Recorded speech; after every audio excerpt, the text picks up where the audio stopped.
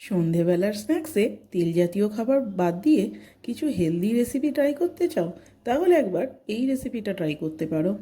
খেতেও হয় সুস্বাদু আর ভীষণ স্বাস্থ্যকর। তো দেখো, আমি বানিয়েছিলাম পনির রোল। তো সেটা বানানোর জন্য প্রথমে একটা ব্যাটার তৈরি করব। কিছুটা নিলাম পনির, তাতে দিলাম 1 বাটি ওটস, 1 বাটি বেসন, কিছুটা ধনে পাতা, কয়েকটা গোলমরিচ, একটুখানি আদা আর 2টো কাঁচা লঙ্কা দিয়ে একটা স্মুথ ব্যাটার বানিয়ে নিলাম মিক্সিতে। এবার ওর মধ্যে পরিমাণ মতো নুন দিয়ে ভালো করে মিশিয়ে চাপা দিয়ে রেখে দেব।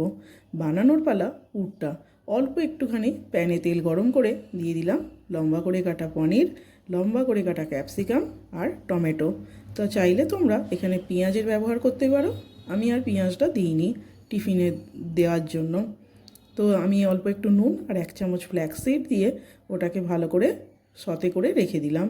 ফ্ল্যাক্সিডটা সম্পূর্ণ অপশনাল। এবার ওই ব্যাটার থেকে প্যানে একদম জাস্ট তেল ব্রাশ করে একটা একটা করে এই রুটিগুলো বানিয়ে নেব। সব রুটিগুলো তৈরি হয়ে গেলে এবার বানানোর পালা র্যাপটা। তো এর জন্য একটা বাটিতে 1 চামচ মেয়োনিজ আর 1 চামচ সস আমি একটু মিশিয়ে নিচ্ছি।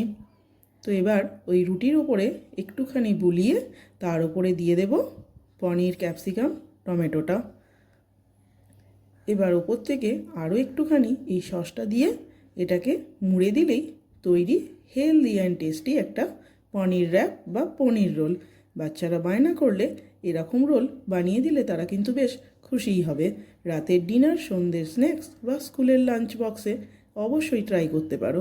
কেমন লাগলো অবশ্যই জানিও, আর বাড়িতে বানিয়েও জানাতে ভুলো না কিন্তু খেতে কেমন হয়েছিল। দারুণ।